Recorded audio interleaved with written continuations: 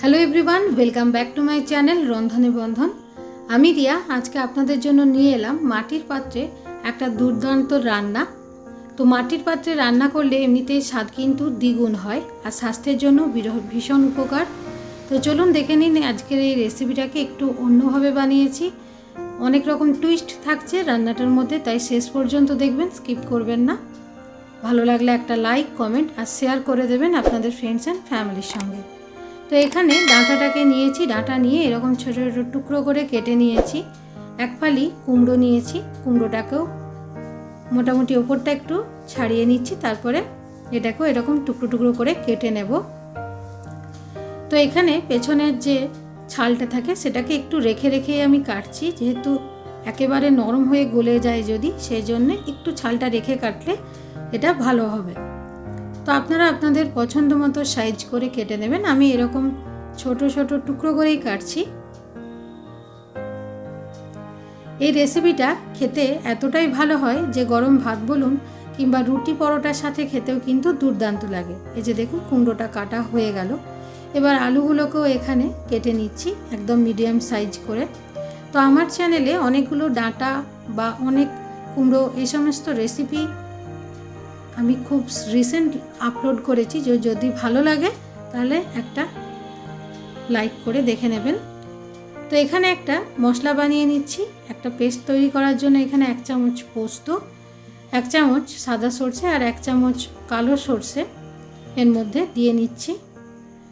2টো কাঁচা লঙ্কা দিচ্ছি যাতে এটা তেতো না লাগে। তারপর শুকনো অবস্থায় গুঁড়ো করে অল্প একটু জল দিয়ে এটার একটা পেস্ট বানিয়ে নেব।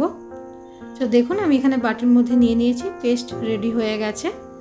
এবার মাটির যে জায়গাটা নিয়েছি এই জায়গাটাকে প্রথমে একটু জল দিয়ে আধ ঘন্টার মতন ভেজানো অবস্থায় রেখেছিলাম, তারপর এটাকে রেডি করে নিয়েছি। তো আমি এখানে এই জায়গাটাতে সবজিগুলোকে নিয়ে নিচ্ছি। এখানে ডাঁটা, আলু আর কুমড়োটাকে নিয়ে নিলাম প্রথমে। হাতে মাখিয়ে যেহেতু এই রেসিপিটাকে তৈরি করা হয় তার জন্য একটা এরকম পাত্র আপনারা নিতে পারেন। যদি মাটির পাত্র না থাকে সাধারণ যে কড়াই হয় সেই কড়াইও নিতে পারেন। তো এখানে আমি কিছু বাটা মশলা দিচ্ছি। মশলা বলতে এখানে পেঁয়াজ বাটা, আদা বাটা, রসুন বাটা, একেবারে অল্প পরিমাণে রসুন বাটা দিয়েছি আর টমেটো দিয়েছি একটা কোচানো, কাঁচা লঙ্কা দিলাম, এটাতে ফ্লেভার খুব সুন্দর হয়। এবার গুঁড়ো মশলার মধ্যে হলুদ গুঁড়ো 1/2 টিস্পুনের মতন দিলাম আর একটু কালারের জন্য দিয়ে দিচ্ছি এখানে কাশ্মীরি লঙ্কা গুঁড়ো, এটাতে কালারটা হবে, ঝাল হবে না খুব একটা। নুন দিয়ে দিচ্ছি পরিমাণ মতন আর এখানে সর্ষের তেল দিচ্ছি। এখানে 3 থেকে 4 চামচ সর্ষের তেল দিয়ে দিলাম এটাকে মাখানোর জন্য। এবার এখানে যে পেস্ট বানিয়ে রেখেছিলাম সর্ষে, পোস্ত, কাঁচা লঙ্কা দিয়ে, সেই পেস্ট আমি 2 চামচ দিয়ে দিলাম।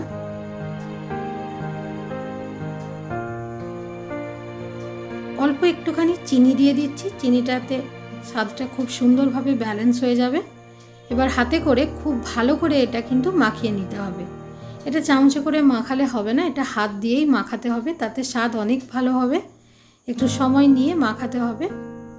তো এখানে দেখুন খুব সুন্দর করে আমি এটা মাখিয়ে নিয়েছি। এবার উষ্ণ গরম জল আমি এর মধ্যে ঢেলে দিচ্ছি। জলটা অবশ্যই একটু উষ্ণ গরম দেবেন।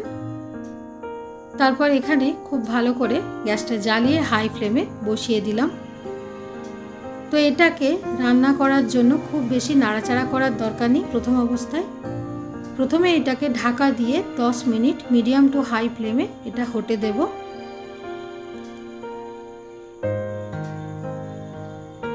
খুব ভালো করে ফুটছে দেখে নিন। তো এখানে 10 মিনিট আমার মোটামুটি হয়ে গেছে।